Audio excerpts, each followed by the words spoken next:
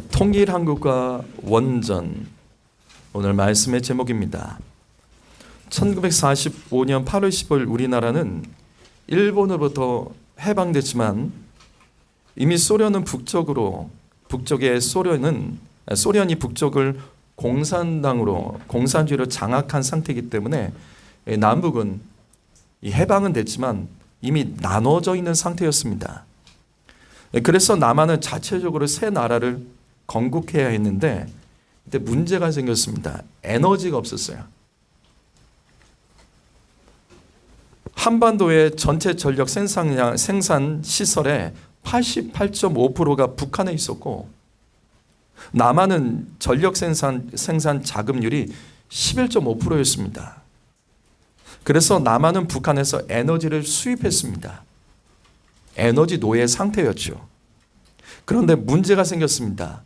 남한의 인구가 갑자기 늘었습니다. 1944년도에 남한의 인구는 약 2,500만 명이었습니다.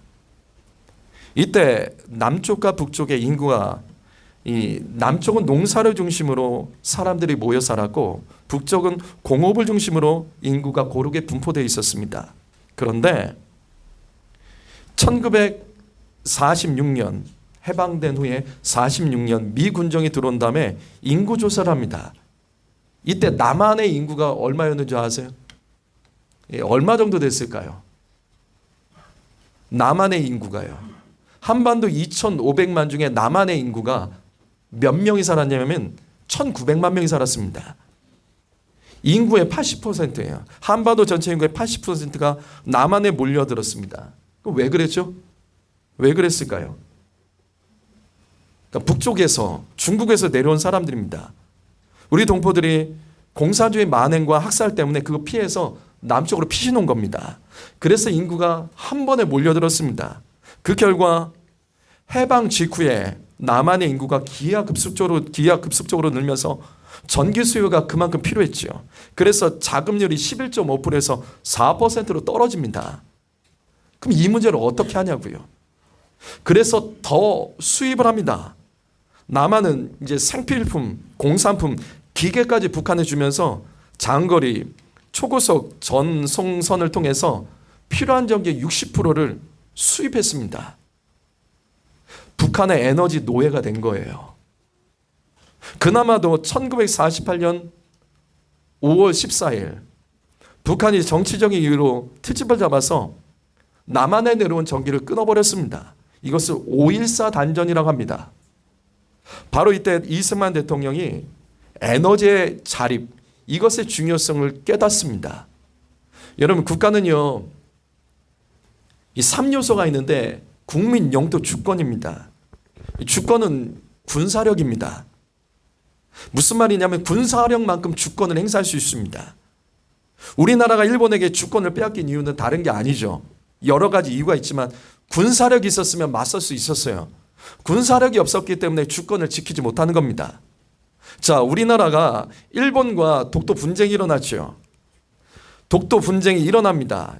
이 국제적인 영토 분쟁입니다. 그런데 국제사회에서는 일방적으로 이 한국 편을 들어주지 않습니다. 분명히 우리 입장에서는 독도가 우리나라 땅인데 이게 우리나라 편을 일방적으로 들어주지 않아요. 왜냐하면 이 군사력 때문에 그렇습니다. 결국은 군사력이 강한 나라가 차지하게 됩니다. 바로 이거예요.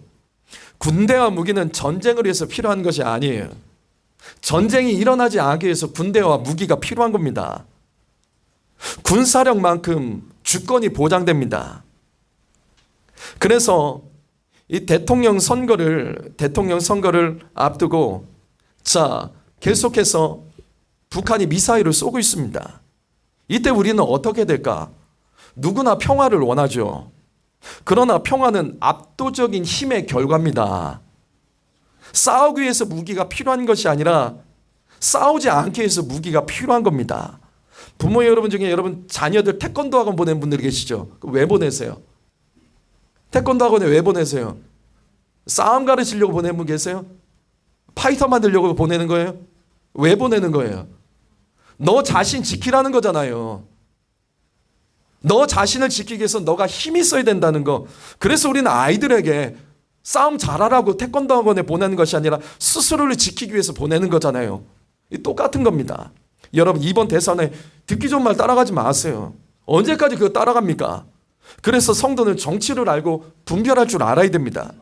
마찬가지로 이 국가가 자립하는 데는 에너지가 중요합니다. 에너지 자립이 국력이고 경제 발전입니다. 에너지가 없으면 국가가 있어도 운영이 안 됩니다. 국가가 존재할 수 없습니다. 그래서 이승만 대통령은 6.25 전쟁이 끝난 후에 폐허가 된 대한민국 살리기 위해서 미국에 가장 먼저 강조했던 것이 뭐냐면 에너지입니다. 에너지. 그래서 미국의 원조를 받아서 바로 세운 것이 3년 걸렸습니다. 당연히 이게 서울에 있는 겁니다. 서울 화력발전소, 당연히 화력발전소를 만들었습니다. 그런데 당시 이 화력발전소를 만들고 나서 이것을 제대로 쓸 수가 없었어요. 왜 쓸 수 없었을까요? 왜 쓸 수 없었을까요? 화력발전소 뭘로 돌려요? 석유랑 석탄으로 돌리죠. 근데 문제는 뭐예요? 이거를 돌려서 전기를 많이 얻어야 되는데 돌리려면 그만큼의 석탄과 전기가 들어가야 되는데 우리나라는 발전소가 있어도 이걸 돌릴 만한 능력이 없었습니다. 그래서 이승만 대통령이 미국의 아이젠하워 대통령에게 도움을 요청했고 그 결과 4개월 후에 중요한 만남을 하나 이뤄냅니다. 그것이 뭐냐면 1956년 7월 8일 날 아이젠하워 대통령의 소개로 이승만이 미국의 워커 시슬러 박사라는 사람을 만납니다. 이 사람이 대단한 사람이에요. 에디슨 전력의 회장이었고 2차 세계대전 후에 유럽 사회가 붕괴됐었죠. 초토화됐죠. 아이젠하워 당시에는 미 연합군 사령관입니다.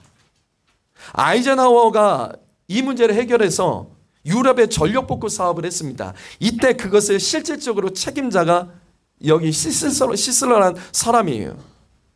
이때 유럽의 전력 복구 사업을 성공적으로 이뤄내서 그 공로로 1953년에 아이젠하워가 미국 대통령이 탄생됩니다. 그리고 시슬러는 대통령의 과학고문으로 들어가서 일을 합니다. 이 시슬러 박사가 에너지로 고민하던 이슬만을 만났을 때, 대통령을 만났을 때 자신이 그때 들고 있었던 이 에너지 박스 안의 내용을 보여줍니다. 거기에는 뭐가 있었냐면 1.6kg짜리 석탄과 같은 양의 우라늄이 있었어요. 그리고 그것을 가지고 이렇게 말합니다. 여기 3.5파운드의 석탄을 태우면 4.5kW의 전기를 생산할 수 있지만 같은 양의 우라늄을 때리면 1200만 kW의 전기를 생산할 수 있다는 거예요. 무슨 말이냐면 같은 양의 같은 무게의 석탄과 이 석탄보다 이 에너지를 더 많이 만드는 우라늄, 이 한 덩어리가 있으면 250만 배 전기를 생산할 수 있다는 거예요. 그러면서 이렇게 말합니다. 석탄은 땅에서 캐는 에너지지만 원자력은 사람의 머리로 캐는 에너지입니다. 한국처럼 자원이 없는 나라는 이 원자력 에너지를 적극적으로 개발해야 된다며 원자력 발전을 하기 위해서 인재를 키우라고 이승만 대통령에게 권면했고 이때 이승만 대통령이 기도하면서 이것을 하나님의 음성으로 받습니다. 그리고 바로 순종해요. 그래서 전국에서 가장 뛰어난 과학자 237명을 선발을 해서 1인당 6,000달러 거금을 주고 한 사람 한 사람을 경보대에 불러서 직접 그에게 국비로 유학생에게 이 국비를 전달합니다. 여러분 당시에 우리나라 1인 국민 소득이 60달러였어요. 60달러. 그래서 법적으로 20달러 이상을 누가 쓰는 사람이 있다면 대통령 사인을 받아야 되는 나라였습니다.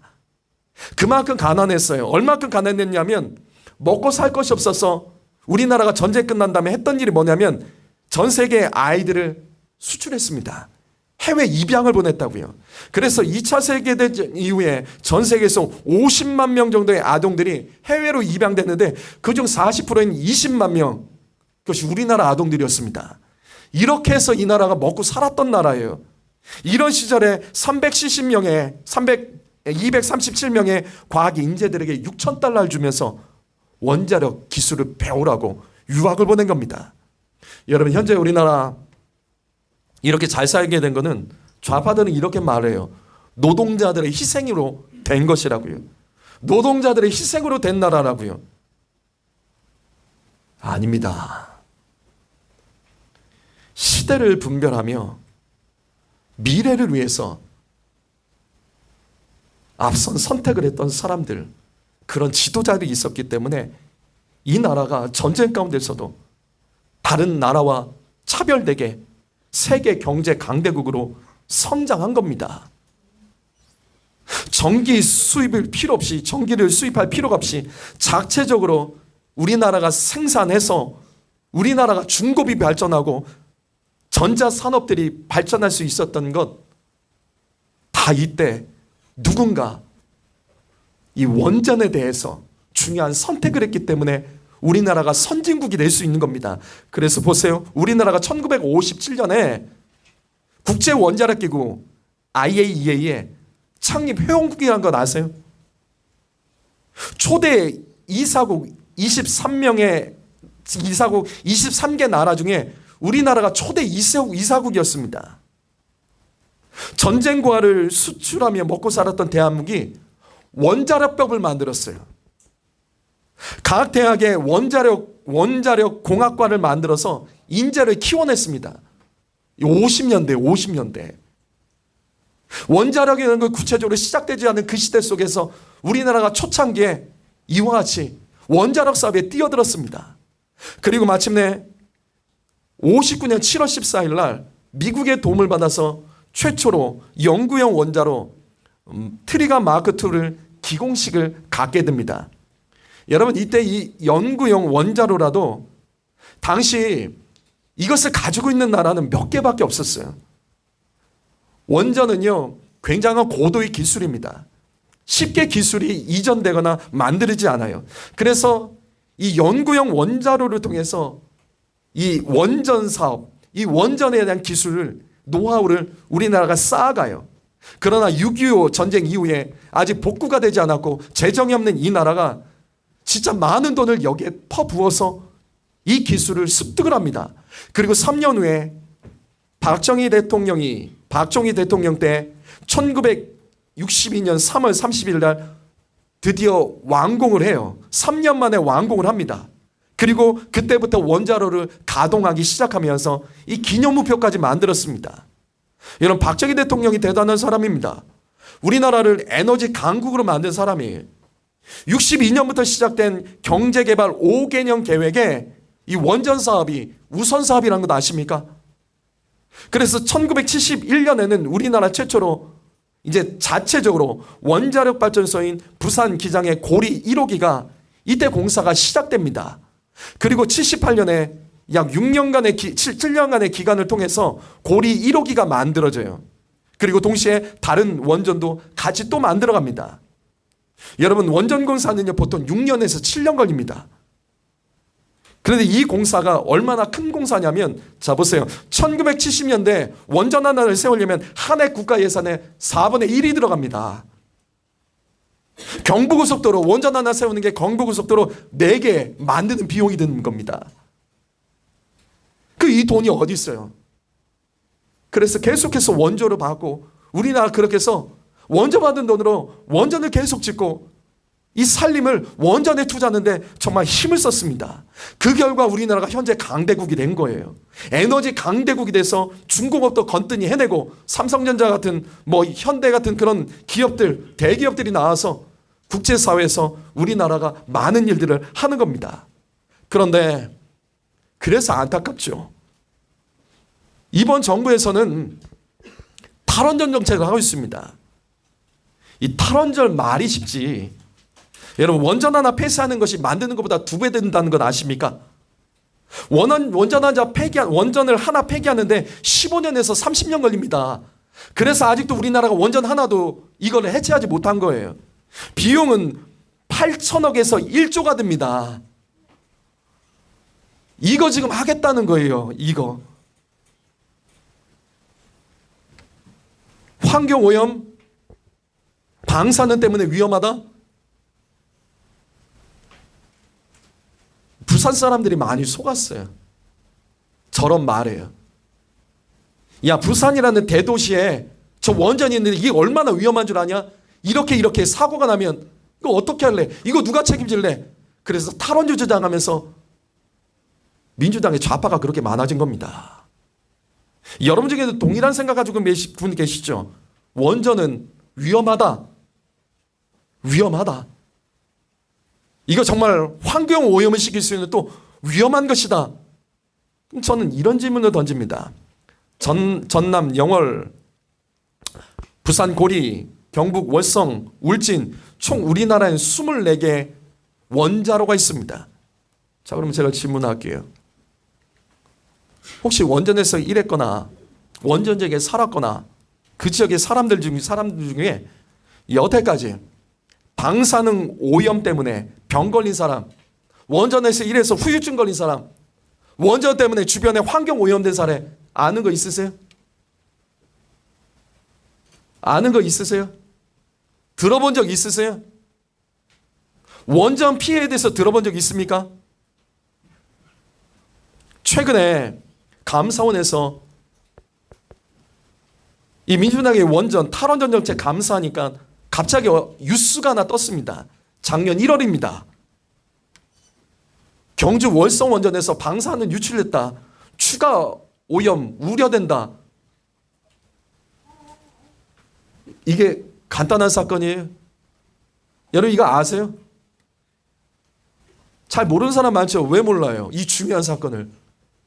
한 국가에서 원전 사고가 터졌다고요. 이걸 왜 모르세요? 그래서 민주당 탈원전 주장하는 사람들이 봐라 원전 위험하다. 탈원전을 더욱더 강조했었습니다. 근데 이상한 거예요. 방사능 유출 사건은 국가 비상 상황입니다. 그렇죠? 그 지역 폐쇄해야 되죠. 폐쇄하고 사고 수습해야 되죠. 근데 이건 뭐죠?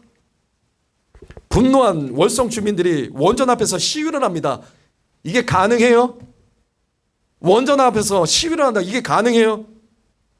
원전 사고가 났는데 어떻게 그 앞에서 시위를 저렇게 합니까? 신기하죠? 방사능 유출됐다고 하는데 추가 오염, 피해 우려된다고 하는데 사람들이 그 앞에서 시위를 하고 방송사 촬영을 하고 있습니다. 근데 여기 팻말 보면 딴 게 아니에요. 그만하라는 거예요. 탈원전 좀 거짓말 좀 하지 말라는 거예요. 왜 멀쩡하게 잘 사는 동네 왜 괴롭히냐는 겁니다. 그래서 보세요. 민주당 그때 원내대표가 여기 월성 원전 내려갔습니다. 피해 조사한다고요. 원전이 얼마나 위험한지 그래서 탈원전 주장을 내려갔다가 주민들에게 막힌 거예요. 너 가라고요. 그만 좀 불질르라고요. 아니 멀쩡한 동네 와서 무슨 원전 방사능 유출이 있냐. 유출이 있으면 저렇게 사람들이 모여 있냐고요. 그래서 쫓아냈습니다. 알고 봤더니 이거예요. 과장 거짓 보도입니다. 삼중수소라는 것이 검출됐는데 무슨 말이냐면 멸치 한 마리에서 나오는 그 수준밖에 안 되는 걸 가지고 전 난리를 쳤던 거예요. 우리나라 원전 역사 60년 동안 원전 때문에 피해 입은 사람 한 명도 없습니다. 원전에서 일하고 원전 지역에 살아도 환경오염, 방사능, 후유증 그 문제 겪은 사람 한 명도 없습니다. 그런데 막연한 두려움, 위험하다는 말로 이 탈원전을 추진하고 있습니다. 근데 그걸 동의하는 사람들도 많아요. 정말 원전이 위험할까? 자, 그럼 미국으로 가시죠. 2009년 10월에 미국의 오바마 대통령이 노벨상 받았습니다. 이때 세상이 조롱했습니다. 오바마가 뭘 했다고. 대통령 된 지 10개월 만에 노벨상을 받았는데 그 이유가 핵폐기 운동을 했다는 거예요. 민주당 오바마는 원전을 반대했던 유명한 핵폐기론자입니다. 이와 같은 이유로 노벨상 받았습니다. 그런데 이상한 일이 벌어져. 4달 후에요. 4달 후에 벌어진 일 볼까요? 갑자기 오바마가 30년간의 미국 탈원전 정책을 뒤집고 친원전 정책으로 가는 거예요. 우리 이제 탈원전 정책 중단하고 친원전 정책으로 간다. 원전 다시 짓겠다. 그러면 핵폐기론자 오바마가 갑자기 친원전 정책으로 돌아갔던 이유가 무엇일까? 노벨상까지 핵폐기론 주장하다가 받은 사람이 미국은 친원전으로 가야 된다. 그거 주장한 거예요. 그 왜 이렇게 됐을까? 그때 오바마가 했던 말이 있습니다. 한국 본받아라. 한국 원전을 본받으라는 거예요. 그동안 미국의 좌파들도 똑같습니다. 원전이 위험하다며, 환경 오염시킨다며, 문제 생긴다며 탈원전 정책을 펼쳤어요. 그 결과 국가적으로 망신을 당합니다. 이거예요. 2009년 12월에요. 그러니까 노벨상 받고 2달 후에요. 아랍에미리트에서 47조 원짜리 원전 수주를 하는데 원전 종주국, 세계에서 가장 원전이 많은 나라가 미국입니다. 대한민국에 패배했습니다. 대한민국에 빼앗겼다고요. 그 이유는 간단하죠. 미국이 30년간 탈원전했습니다. 그 기간 동안 대한민국이 그 거대한 미국의 원전 기술력 그걸 따라잡은 거예요. 뛰어넘어 버렸습니다. 무엇보다도 자기 나라에서는 탈원전을 해요. 원전 위험하다고. 그런데 다른 나라에 가서 우리 원전을 수입하십시오. 그게 통합니까? 근데 우리나라가 현재 그 일하고 있죠. 똑같은 일하고 있죠. 그래서 보세요. 대통령이 나가서 원전 세일들 합니다. 한 건도 안 됐어요. 한 건도 안 됐습니다. 5년 동안 한 건도 못했습니다. 원전이 전 세계에서 가장 뛰어난 이 나라가 한 건도 못했어요. 그뿐인 줄 아세요? 그 정도라면 그냥 넘어갔는데 보세요. 이미 그 전에 원전 수주한 거 지금 빼앗기고 있습니다. 예전에 계약했던 것들이 취소되거나 축소되거나 이 계약상 내용이 변경되고 갱신들이 해약되고 있습니다. 한국은 전 세계에서 가장 뛰어나기 때문에 원전 기술이 뛰어나기 때문에 항상 원전 수출에서 우선 협상국이라는 것이 우리나라예요. 우선 협상국. 우리나라는 우선 협상국 지위가 있어요. 그런데 일본에게 프랑스에게 다 뺏기고 있습니다. 아니 우리나라에서 원전 위험하다고 탈원전을 하는데 어느 나라가 우리나라 원전 수입합니까? 여러분 이것만 기억하십시오. 전 세계 추세는 탈원전이 아니라 친원전입니다. 탈원전했던 나라들이 지금 환경오염과 탄소 중립 정책 때문에 에너지값이 그다음 폭등하기 때문에 친원전으로 돌아설 수밖에 없습니다. 원전이 정답이라고요. 그러면 다시요. 핵 폐기론자였던 이 오바마가 대통령이 된 지 왜 1년 만에 갑자기 친원전 정책을 펼쳤을까? 그 이유는 우리나라 때문에 원전을 다시 공부를 했습니다. 이때 오바마는 미국이 전 세계에서 가장 많은 원전이 있는데도 이 원전 문제 때문에 피해를 입은 사람이 단 한 명도 없고 앞에서 제가 말씀드린 대로 후유증이 있었던 것도 하나도 없고 환경오염도 하나도 없었던 거 그거 알게 되는 거예요. 그래서 현재도 미국은 친원전 정책을 피고 있습니다. 사실 미국은 원전 필요 없어요. 원전 필요 없습니다. 전 세계에서 석유랑 천연가스가 가장 많은 나라가 미국입니다. 에너지 걱정 없이 살 수 있는 나라가 미국입니다. 그런데 왜 원전을 다시 건설했을까? 그 이유는 원전이 가장 싸고 효율이 높고 무엇보다도 탄소 배출이나 미세먼지가 거의 없습니다. 그래서 원전은 지구의 이 지구 온난화 문제, 환경 문제 해결할 수 있는 키예요. 이것이 핵 폐기론자로서 노벨상을 받은 이 오바마가 국익을 위해서 친원전 정책으로 돌아선 이유입니다. 우리나라 볼까요? 우리나라 똑같아요. 민주당의 김대중 대통령, 노무현 대통령 모두 핵 폐기론자였습니다. 그럼에도 불구하고 오바마 대통령처럼 대통령이 된 후에 원전을 각각 4개씩 만들었습니다. 4개씩 만들었다고요. 특히 노무현 대통령 이야기는 유명합니다. 원전이 너무 싫어서 3년 동안 승인을 하지 않다가 우리나라가 IMF를 극복하죠. 그러면서 산업이 다시 성장하는 거예요. 전력 부족 사태가 나타나니까 할 수 없이 도장 찍어서 원전 4개를 만듭니다. 추가로 만든다고요. 그럼에도 불구하고 원자력 발전은 방사능 유출로 위험할 수 있다. 막연한 두려움. 이것이 탈원전 주장을 하는 사람들의 논리입니다. 그런데 이것은 원전 방식을 하면 문제가 해결됩니다. 원자력 발전소의 방식은 단 2개뿐입니다. 하나가 비등수용 원자로입니다. 이게 뭐냐면 우라늄이 핵을 분열하면 엄청난 열이 만들어집니다. 이 열에 접촉한 물에서 엄청난 증기를 발생해서 발전기를 돌려 전기를 만드는 원리입니다. 그런데 여기 문제는 뭐냐면 핵연료가 직접 접촉한 물로 핵연료가 이 접촉한 물을 끓여서 방사능 물질들이 많이 만들어질 수밖에 없는 구조예요. 그러나 안전에는 문제가 없습니다. 이것을 보완한 고급 기술이 바로 한국형 원전 가압수용 원자로입니다. 자, 이걸 이해하는 것은 간단해요. 이 그림 보십시오. 자, 비등수형 원자로하고 가압수형 원자로의 차이는 지금 이 화면으로 간단히 설명할 수 있습니다. 여러분, 시중에 물을 데우는 그 전기봉 아세요? 전기를 코드로 꼽으면 이 쇠덩어리가 이게 그 가열이 돼요. 그걸 물에 넣어서 물을 데우는 거예요. 이게 바로 비등수형 원자로입니다. 그러니까 원자로의 그 핵연료가 직접 물에 닿아서 그 물을 끓어버리는 거예요. 그래서 거기서 증기가 나오고 그걸로 이 터빈을 돌려서 발전기를 돌려서 전기를 생산하는 겁니다. 그런데 문제는 핵연료가 저 물에 직접 닿기 때문에 그만큼 핵폐기물이 생기는 거죠. 그런데 가압수형 원자로는 아닙니다. 주전자 생각하시면 됩니다. 주전자는 외부에 뜨거운 열을 접촉해서 물이 끓는 방식이죠. 그런데 그 안에 물에는 그 열이 접촉하는 그 부분이 접촉하지 않습니다. 간접 접촉이죠. 그래서 핵연료가 주전자 안에 물을 직접 데우는 것이 아니라 밖에서 데우는 거예요. 그래서 그 안에 물은 깨끗합니다.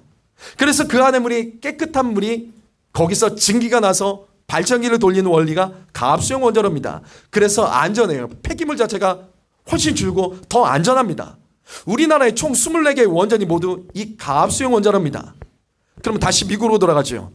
왜 원전 종주국이었던 미국이 오바마 이전에 30년간 탈원전 정책을 썼을까? 이유가 있었겠죠. 사실은 미국에서 원전 사고가 한 번 일어났습니다. 그것이 바로 1979년 펜실베니아 3마일 섬에 있었던 원전 사고였습니다. 이때 이 사진은 카터 대통령까지 그 현장 원전 앞에 방문했던 장면입니다. 지금 이 사진을 보시게 되면 방송사들, 기자들, 시민들까지 지금 구경 와 있어요. 그래서 이상하잖아요. 그래서 이상하죠. 우리 앞에서 비싼 사진 봤잖아요. 뭐가 이상하죠? 아니, 원전 사고가 났잖아요. 원전 사고가 났는데 사람들이 저 앞에 가서 구경을 하고 대통령이 어떻게 방문을 합니까? 방사능이 유출됐으면 국가적인 비상사태라고요. 무슨 말이냐면 사실은 원전 사고가 아니에요. 간단한 오조작에 있었던 문제였던 것뿐이에요. 이 사건 이후에 미국의 저 지역에 환경의 오염이 있었거나 누군가 방사능의 피해를 받거나 후유증을 앓았거나 한 사람도 없어요. 한 사람도 없어요. 미국의 원전은 우리나라와 똑같은 가압수형 원자로입니다. 이 가압수형 원자로는요, 굉장히 안전해요. 이 그림 한번 보실까요? 이 원전의 핵심은요, 방사능이 외부로 이게 배출되지 않는 거예요. 그거 막는 기술이에요. 방사능 오염 물질이 바깥으로 나가지 않도록 이 경납 용기가 있습니다. 그래서 원전 보시게 되면 어떤 큰 돔 같은 거 보이잖아요. 그게 경납 용기입니다. 거기에는 오중 방호벽으로 되어 있는데 그중 맨 바깥에 6mm 강철판으로 되어 있습니다. 6mm. 그리고 콘크리트가 1m 이상. 콘크리트 두께가 1m 이상이에요. 이게 무슨 말이냐면 미사일이 떨어지고 비행기가 충돌해도 터지지 않습니다. 그래서 3마일 원전 사고가 일어났지만 사실은 아무 문제가 하나도 없었던 거예요. 외부로 방사능이 누출되지 않았어요. 그런데 언론의 과잉 보도, 그것이 사람들 머릿속에 남은 거예요. 그래서 원전, 핵을 반대하는 사람들의 그 운동 때문에, 여론 때문에 30년간 탈원전 정책을 썼던 겁니다. 문제가 하나도 없었는데 실체도 없었던 막연한 두려움 때문이에요. 그렇다면 우리는 이런 질문을 할 수 있습니다. 분명 지구상에 원전 사고 있었죠. 지구상의 원전 사고는 딱 2개뿐입니다. 여러분 뭐죠? 원전 사고요. 소련하고 일본에서 2개밖에 없습니다. 1986년 체르노빌 원전하고 2011년에 일본은 후쿠시마 원전 사고 있었습니다. 자, 이걸 설명하죠. 이 두 원전 사고에 공통점이 있습니다. 원전 방식이 우리나라에서 사용하지 않는 이게 비등수형 원자로입니다. 그럼 이렇게 생각할 것 같아요. 비등수형은 문제가 있지 않냐? 아니에요. 아니에요. 이것도 안전합니다. 이것도 안전합니다. 여러분, 일본에서 이걸 사용한다고요. 일본이 어떤 나라인데요? 여러분, 일본이 어떤 나라인데요? 안전합니다. 단지 방식상에서 이 가압수용 원자로보다 조금 부족한 점은 있습니다. 일본이 바보가 아니라고요. 그러면 자, 이 소련의 이 체르노빌 원전에서는 설명하지 않을게요. 왜냐하면 걔네들은 워낙 막 만드는 애들이니까, 뭐 안전에 대해서 얘네들은 생각하지 않는 사람들이니까 그냥 넘어갈게요. 그럼 일본만 얘기하자고요. 일본에 우리가 국민성을 아니까 어떻게 이런 사고가 일어났을까? 자, 이때 사고는 다른 게 아니죠. 지진이 일어났습니다. 9.0이요. 9.0이에요. 이게 무슨 의미냐면, 여러분, 사람이 기계로 판단할 수 있는 지진 규모가 몇인지 아세요? 이게 10이에요, 10. 그러니까 최대치에 지금 달하는 겁니다. 그래서 거대한 쓰나미가 후쿠시마를 덮쳤습니다. 자, 그렇다고 해도 기본적으로 모든 원전은 방사능 유출을 막을 수 있도록 오중 경납 용기 시설이 되어 있죠. 안전해야 되죠. 그러면 원전 사고는 절대 일어날 수 없는 것일까? 그건 아니에요. 원전 사고가 일어날 수 있는 조건은 딱 두 개밖에 없습니다. 하나는 내부의 문제, 내부의 냉각수 문제로, 이 원전은 핵 분열 때문에 엄청난 열이 나오잖아요. 그것을 식히는 게 기술이에요. 이 냉각수 문제로 수소 폭발이 일어날 경우에 이때 원전 사고가 일어나는 것이고, 또 하나는 핵폭탄입니다. 이 두 경우 외에는 원전은 사고가 일어나지 않습니다. 혹시 여기 핵폭탄으로 원전이 폭발할 수 있기 때문에 원전 위험하다고 말한 사람 있으면 그런 사람들은 병원에 가야 돼요. 아니, 핵폭탄이 터지면 원전 사고가 문제입니까? 원전 사고가 문제예요? 원전이 하나 폭발되는 게 문제예요? 그게 아니잖아요. 다 끝나는 겁니다. 그러면 후쿠시마에서는 원전 폭발 사고가 왜 일어났을까?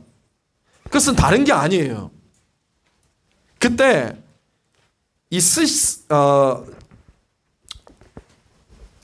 이때 엄청난 쓰나미가 덮치면서 원전이 침수가 됐습니다. 그러자 원전 내부로 냉각수를 공급해야 되는데 이걸 공급을 못해서 원자로가 폭발한 거예요. 하지만 이 모든 원전에는 이와 같은 정전을 대비해서 항상 발전기, 비상방전기를 따로 둡니다. 근데 여기 이때 문제가 생겼어요. 후쿠시마에도 비상발전기가 6대가 있었는데 이때 이 발전기가 모두 지하에 있었습니다. 그래서 쓸 수가 없었어요. 그래서 이런 경우를 대비해서 모든 원전의 비상발전기는 방수 처리를 하게 되어 있었습니다. 안타깝게도 이 후쿠시마 원전은 이거를 놓쳤던 거예요. 그리고 또 만약의 경우를 대비해서 모든 원전에는 비상 배터리가 있습니다. 그래서 급하게 전기가 끊겨도 그 배터리를 교체해서 이 냉각수가 공급이 원활하게 되도록 하는데요. 하지만 어이없게도 이 후쿠시마 이 원전에는 비상용 배터리마저도 지하실에 보관했기 때문에 이 원전 사고가 터진 겁니다. 그렇다면 왜 후쿠시마는 이와 같이 안일하게 원전을 만들었을까? 그렇지 않다고. 일본입니다. 일본이라는 나라는 국민성이 허술하지 않습니다. 그리고 일본이라는 나라는 지진과 쓰나미에 대한 기준과 매뉴얼이 아주 우리나라 비교되지 않도록 분명하게 잘 돼 있는 나라입니다. 근데 어떻게 이런 일이 생겼을까? 인간의 기술로 측정할 수 있는 지진 규모가 10이라고 말씀드렸죠. 당시 후쿠시마 원전은요, 이보다 훨씬 이 지진 규모는 낮았어요. 9입니다. 그런데 자, 이 후쿠시마 원전은 지진 규모 13까지 견딜 수 있을 정도로, 그러니까 말도 안 되는 상황까지 견딜 수 있도록 원전이 만들어졌어요. 모든 원전은 동일합니다. 만약 원전을 파괴할 만큼의 지진이 일어났다면 그건 어쩔 수 없는 거예요. 왜? 이거 원전 문제뿐만 아니잖아요. 원전을 파괴할 수 있을 만한 이 지진이라도 한다면 원전뿐만 아니라 그 땅 전체가 위기인 거죠. 또 일본은 지진도 많지만 쓰나미가 많습니다. 그래서 당시 후쿠시마 원전은요. 자 보세요. 총 6개 원자로가 있습니다. 1호부터 4호기는 10m짜리, 그 다음에 5에서부터 6호기는 13m까지 이 쓰나미에 안전할 수 있도록 그 건설해 놨어요. 그 정도 높이 10m, 13m까지는 견딜 수 있도록 쓰나미 견딜 수 있도록 원전 만들었습니다. 그럼 왜 10m씩 13m였을까?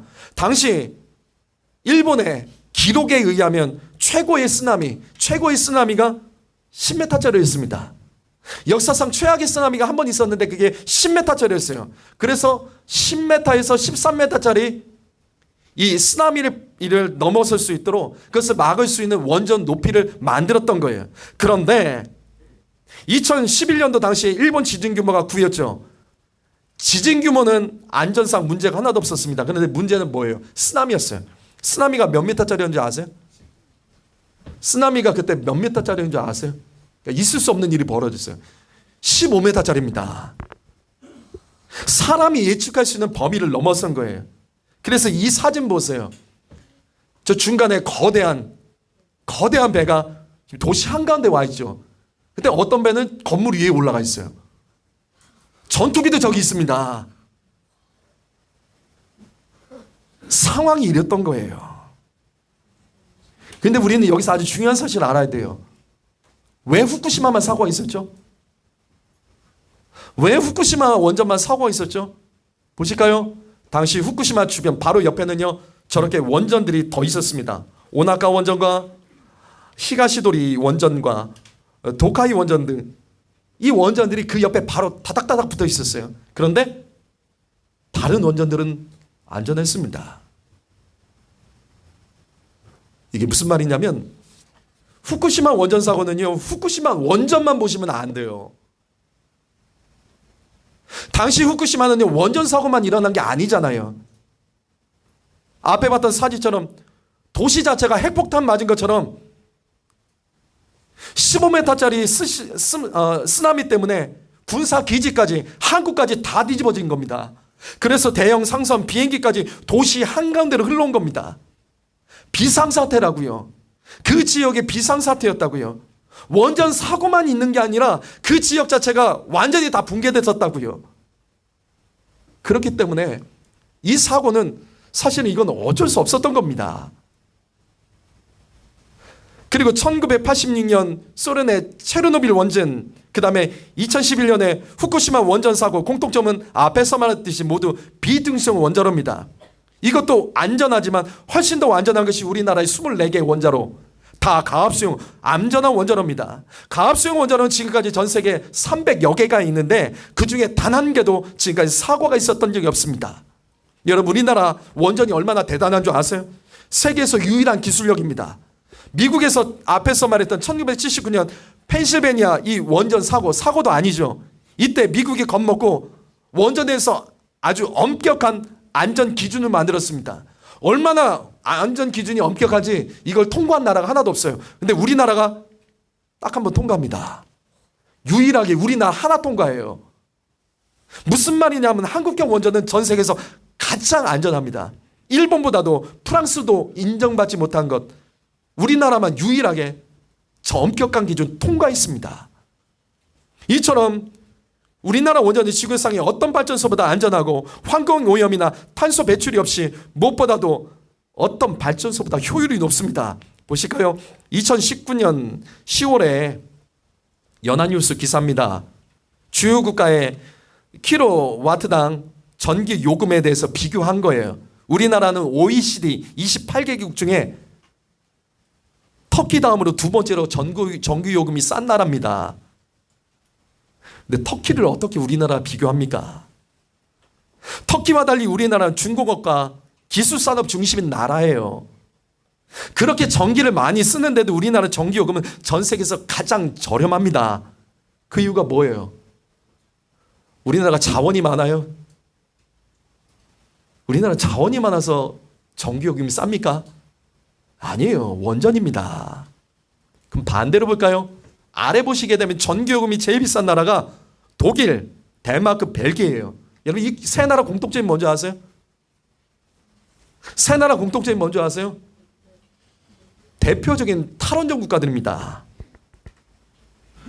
전기요금 인상할 수 없는 탈원전은 기만이다. 이 한국경제신문 기사를 보게 되면 탈원전 이후에 독일의 전기요금은 51% 올랐고 덴마크는 100% 올랐다고 합니다.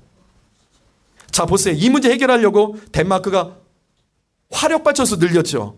이거 바보 아니에요? 탈원전을 왜 하는 거예요? 안전하려고, 환경오염 때문에. 그거 주장하면서 하는 게 탈원전 아닙니까? 근데 화력발전소는 더 넓혔어요. 환경오염을 더 만드는 겁니다. 독일 볼까요? 독일은 그러면 어떻게 했을까? 이렇게 되는 거예요. 에너지 부족하니까 어떻게 해요? 러시아에서 가스 수입을 하는데 55%입니다. 독일에 필요한 에너지 양의 55%를 러시아에서 수입합니다. 바보 아니에요? 내 나라에서 해결할 수 있는 것을 수입한다는 거예요. 그래서 일이 생긴 겁니다. 러시아가 우크라이나에 침공했을 때 독일을 비롯해서 유럽 국가들이 적극적으로 러시아 제재하지 못하는 이유가 이 가스 수입하기 때문에 그런 거예요.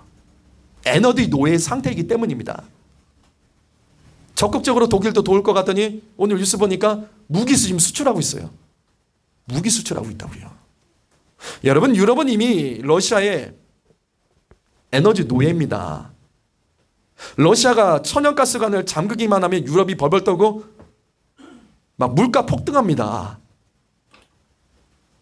러시아가 어떻게 하냐에 따라서 유럽 사회는요 붕괴가 될 수도 있는 겁니다.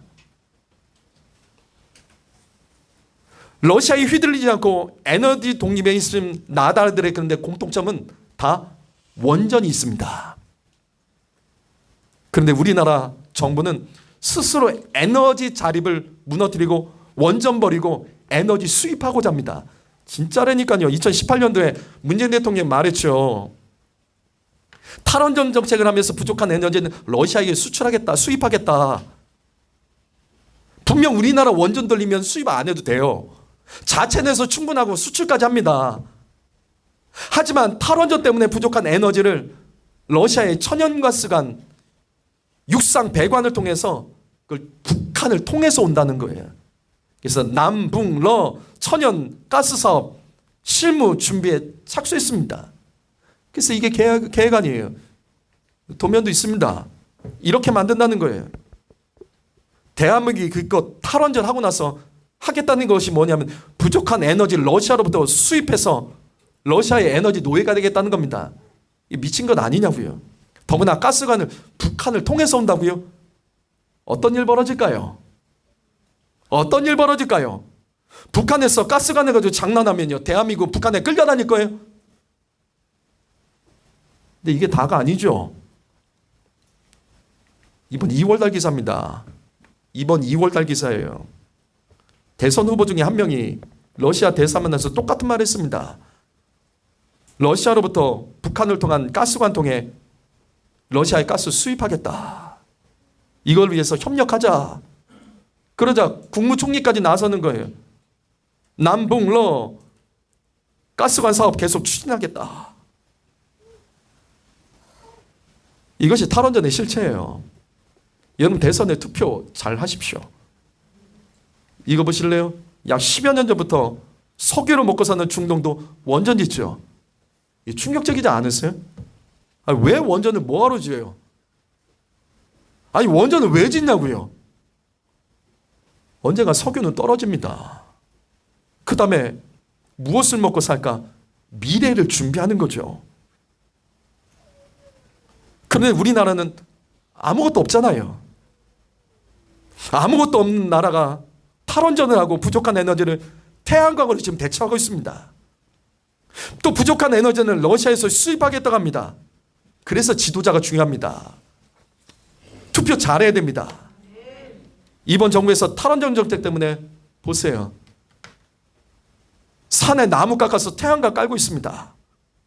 바다에도 전 세계에서 가장 큰 규모의 태양광을 설치한다고 자랑하고 있습니다. 갯벌을 죽이고 있다고요. 원전을 없애는 이유 중에 하나가 친환경 아니에요? 아니, 원전 없애는 이유 중에 하나가 친환경 아닙니까? 근데 오히려 보세요. 환경 파괴하죠. 자연 파괴하죠. 원래 이거 맞아요? 이러려고 탈원전 하는 겁니까? 이러려고 탈원전 주장하는 자들이 선동에 넘어가서 우리가 투표를 했던 거냐고요. 요즘에 매일경제가 아주 잘합니다. 진보 성향이 매일경제 신문에서 탈원전 아주 강하게 비판합니다. EU와 유엔에서는 태양광보다 탈원전을 지지한다는 내용을 소개합니다. 태양광 패널은 재활용도 할 수 없어서 산업 폐기물로 앞으로 전 세계 환경오염의 주범이 될 것이라고 말합니다. 무엇보다도 우리나라 태양광 하면 안 돼요. 우리나라는 태양광 하면 안 되는 나라라고요. 왜? 인구가 많잖아요. 땅덩어리가 좁잖아요. 태양광은 인구 많은 나라, 그 다음에 땅덩어리 좁은 나라에 태양광 하지 않습니다. 태양광은 그냥 쓸모없는 땅에 아무것도 할 것 없어서 그냥 패널 까는 거예요. 특별히 자연까지 파괴하면서 태양광을 설치하는 나라는 없습니다. 자연 파괴하면서 태양광 설치하는 나라가 어디 있습니까? 이게 태양광의 기본이라고요. 더 이해가 안 되는 건 이거죠. 현재 우리나라는 탈원전 한다고 하면서 이건 뭐죠? 그 감당 못하니까 지금 원전 더 돌리고 있습니다. 그렇게 떠들면서도 그렇게 위험하다, 사람들에게 위협하고 협박하면서 원전 더 돌리고 있고, 탈원전 주장하면서 화력 반전소 양 더 늘렸습니다. 7개를 더 증폭해서 만들었다고요. 탈원전 하나 때문에 나라가 지금 엉망으로 돌아갑니다. 여러분, 태양광은 친환경 아닙니다. 1kW 전기를 생산하는데 석탄 발전에서는 991g의 온실가스가 배출됩니다. 석유에는 782, LNG 가스에는 549 온실가스가 배출돼요. 태양광은 57g이 온실가스가 배출됩니다. 원자력은요 10g입니다. 무슨 말이냐면 그래서 원전이 친환경이라고요. 그런데도 우리 대통령과 이 민주당이 얼마나 고집이 센지 2050년까지 탄소 배출 제로 선언하면서 태양광과 풍력 더 늘리겠다는 거예요. 그래서 전 세계에서 비웃는 거예요. 탄소 제로는요 원전으로 할 수 있는 겁니다. 그래서 전 세계에서는 탄소 배출 줄이기 위해서 친환경 정책으로 지금 다 바꾸고 있습니다. 우리나라 지금 거꾸로 가고 있다고요. 오늘 말씀 마무리하죠. 얼마 전에 이 동아일보 기사입니다. 북한의 전기 생산량이 40년째 제자리입니다. 그래서 나라가 세워지지 못하는 거예요. 나라가 성장하려면 전기가 필요한 거예요. 에너지. 전기가 경제를 발목 짚는다며 김정은이 경제 책임자들을 탁달하는 겁니다. 이거 해결하지 못해요. 그래서 북한은 중국에서 지금 기름을 수입하잖아요. 북한에는 고층 아파트가 많습니다. 그래서 잘 산다고 말하는 사람들 있죠. 전 거기 가서 좀 살았으면 좋겠어요. 그 사람들. 북한에는 고층 아파트에서 고층에는 사람들이 살지 않습니다. 왜 안 살죠? 고층에 안 산다고요. 왜 안 살죠? 엘리베이터가 안 움직여요. 엘리베이터가 안 움직인다고요. 그래서 북한의 고층 아파트는요 무조건 저층에만 사람들이 살아요. 우리나라는 이 화면에 우리 교회는 이 화면에 한반도의 이 인공위성 사진을 보면서 우리는 예배 때마다 북한권을 위해서 북한 동포들의 노예 생활 만드는 평양 정권 무너지기 위해서 우린 기도합니다. 저는 이 사진 통해서 자주 말합니다. 여러분, 통일은요 저 북한 땅에 저 꺼진 불 밝히는 게 통일입니다. 여러분, 통일을 원하십니까? 북한 동포들 구원을 원하십니까? 북한 땅에 우리 교회 세워야 되죠. 그렇죠? 그러면 통일됐을 때 저 북한 땅에 저 불은 무엇으로 바뀔 거예요? 통일됐을 때 저 북한 땅에 저 불은 뭘로 바뀔 거예요? 석탄 캘 거예요? 지금처럼 더 많은 석유 수입할까요? 아니요. 정답은 원전입니다. 처음부터 우리나라에 정답은 원전입니다. 원전이라는 것을 처음 들었을 때 이승만 대통령이 기도하면서 결정했습니다. 원전은 하나님께서 우리에게 통일한국을 위해서 주신 무기라고요. 원전은 위험하다? 환경 오염을 만든다? 거짓말이잖아요. 그래서 안타깝습니다. 중국 볼까요? 중국은 지금 핵으로 무장하고 있습니다. 원전을 지금 더 짓고 있습니다. 전 세계에서 원전 1위 국가 되려고 해상 원전, 저 배가 원전이에요. 지금 저와 같이 원전을 만들고 있습니다. 그럼 나중에 어떻게 될까요? 중국에서 에너지 수입하겠다는 거예요. 얼마나 또 중국이 깡패짓 할까요? 뻔하잖아요. 성도 여러분, 원전은 영적인 문제입니다. 저는 목사예요. 목사인 제가 원전에 대해서 이렇게 외치는 이유는 원전은 대한민국이 선교한국과 통일한국으로 가기 위해 하나님께서 우리나라에게 주신 무기입니다. 나라를 위해 부르짖고 기도하는 사람 이같이 원전에 대해서 하나님의 음성을 들을 수 있었을 겁니다. 오늘 말씀 에스겔서 37장 16절과 17절 말씀 읽어볼까요? 읽습니다. 시작.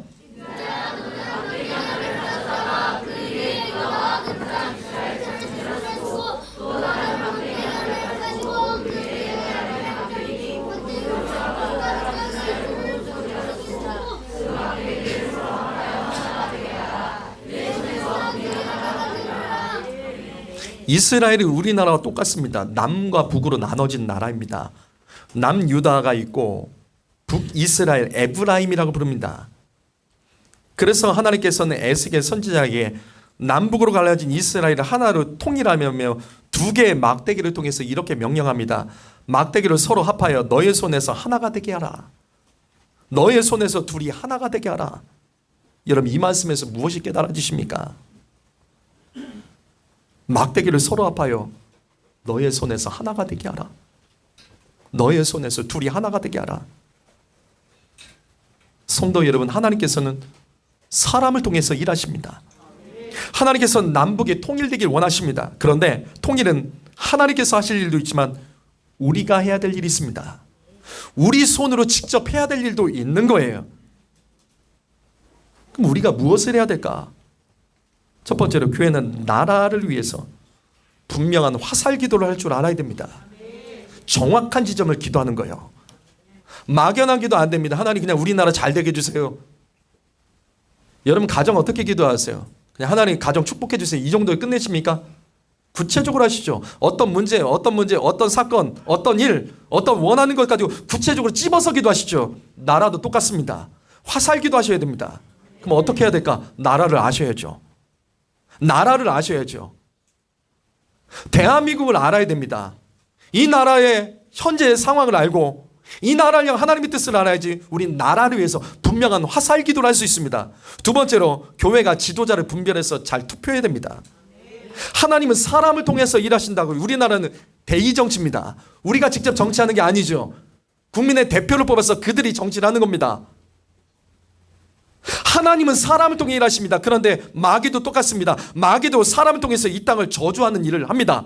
그래서 교회에 하나님께서 지지하는 사람들, 하나님께서 원하는 사람들, 누가 마귀에게 쓰임받고 있는지 우린 그거 분별할 줄 알아야 돼요. 그렇다면 이 땅에서 이렇게 정확한 화살기도와 지도자를 잘 뽑기 위해서 우리는 무엇이 필요할까? 여러분, 그래서 교회는 정치를 알아야 돼요.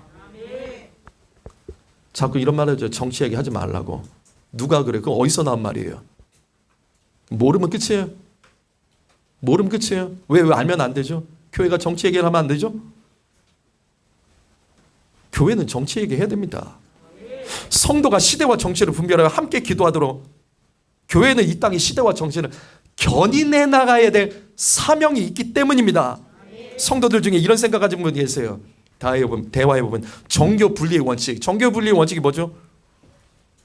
정교 분리의 원칙이 뭐예요? 알지도 못하면서 떠든 사람들 있죠. 정교 분리의 원칙이 뭐죠? 교회는 정치에 관여하면 안 된다? 관여하면 안 된다? 아니죠. 반대입니다. 사전 찾아보세요. 네이버 검색해 보십시오. 사전 찾아보십시오. 정교 분리 원칙은 교회가 정치 얘기를 하면 안 되는 것이 아니라 교회가 정치에 관여하지 않는 게 아니라 세상 정치가 교회 예배의 자유를 제한할 수 없는 겁니다. 세상 정치가 교회 예배, 기도, 찬양, 교회 헌금 이거 제한할 수 없는 게 종교 분리의 원칙이라고요. 그래서 기독교는 프로테스탄트라고 부릅니다. 그 뜻은 저항하다는 뜻이에요. 개신교는 프로테스탄트라고 합니다. 이게 저항하다는 뜻이에요. 교회는 세상 정치가 종교의 자를 무너뜨릴 때 이거를 저항할 줄 알아야 되는 겁니다. 교회는 세상의 법이 교회 예배, 기도, 찬양, 공동체의 모임을 다니엘 시대처럼 가로막을 때 이걸 저항할 줄 알아야 됩니다. 이것이 자유민주주의입니다. 자유민주주의는 미국의 청교도들이 예배 자유를 위해서 신대로 미국으로 가서 거기서 만들어낸 정치 체제, 그래서 입법으로 만들어낸 정치 체제가 자유민주주의입니다. 종교의 자유를 위해서 만든 체제가 자유민주주의입니다. 그래서 교회는 정치와 뗄 수 없습니다. 우리나라 일제강점기 때 3.1운동 누가 이끌었어요? 3.1운동 누가 이끌었냐고요? 교회입니다. 3.1운동 그 준비를 교회에서 했었습니다. 우리나라 독립운동가들 다 조사해 보세요. 종교가 뭔지 대부분이 기독교입니다. 교회는 이 시대 정치를 견인해 가는 겁니다. 신기하지 않으세요? 소련, 북한, 중국 공산주의 국가들은 반드시 교회를 핍박하죠. 반드시 교회를 무너뜨립니다. 교회는 공산주의 유물론 정치체제에 저항하기 때문이에요. 이게 안 맞는 거예요. 그래서 언제나 교회를 핍박하게 되어 있습니다. 성도 여러분, 전 정치한 사람 아니에요. 전 목회만 한 사람입니다. 저 어디 가서 선동하고 돌아다니지 않습니다. 제가 강단에서 설교할 때 성도 여러분 만족시키겠다고 제가 뭐 웃기고 울리며 예화 사용합니까? 저 그런 거 안 합니다. 제 설교 방식은 성경 해석입니다. 성경 구절 가지고 해석하는 게 저희 설교 방식입니다. 성도들에게 내 주장 그 설득시키기 위해서 말씀 이용하지 않습니다. 그 들어보면 알 거 아니에요. 저는 매 예배 시간마다 강단에서 합심 기도할 때 대충 한 적 한 번도 없습니다. 고상하게 기도한 적 그렇게 하지 않습니다. 쇼하지 않습니다. 저는 여기서 기도할 때 여기는 앉아있는 어떤 성도들보다 가장 토해내며 기도하고 온 힘 다해 부르짖어 기도합니다. 그래서 나중에 예배 끝나고 여기 강단 여기 와서 한번 구경해 보세요. 제가 지금 여기 손대고 있는 딱 이 지점 와서 한번 보세요. 나중에 여기 검게 물들어 있습니다. 언제나 여기 붙잡고 온 힘 다해 기도하기 때문에 이 손의 땀이 아무리 여기에 코팅을 해도 이 땀이 이 나무에 스며들어서 이 물들어 있다고요. 성도 여러분, 우리 오늘 말씀 기억해야 돼요. 너의 손에서 둘이 하나가 되게 하라.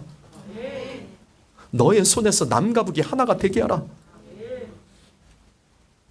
하나님께서는 이 시대와 정치를 교회가 분별하고 나라를 위해서 성도가 분명하게 기도하기를 원하십니다. 여러분 정치 아십시오. 알아야지 기도할 수 있습니다. 알아야지 우리가 정확하게 투표할 수 있습니다. 모르니까 휘둘리고 모르니까 함부로 말하고 싸우고 그렇게 되는 거예요. 통일한국가 선교학을 주신 원전에 대해서 성도 여러분 분명히 아셔야 됩니다. 그리고 주변에 모르는 사람 깨우셔야 됩니다. 저 북한 땅에 불을 켤 수 있는 방법 다른 것 있으면 좀 말씀 좀 해주십시오.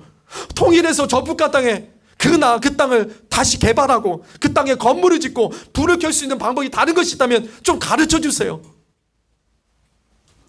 원전은 하나님께서 우리에게 주신 강한 무기라고요. 이번 선거 때 여러분 이 부분 가지고 정말 이 부분만이라도 가지고 정말 선거하며 이 땅에 이 나라를 저주하고 이 나라를 무너뜨린 자들에게 힘을 보태주지 말아주십시오. 분별하실 수 있잖아요. 혹시 제가 여기서 말한 것 중에 틀린 것 있으면 나중에 찾아오세요. 따지세요. 제가 그러면 사과하고 다시 고치겠습니다. 하지만 이것이 옳다면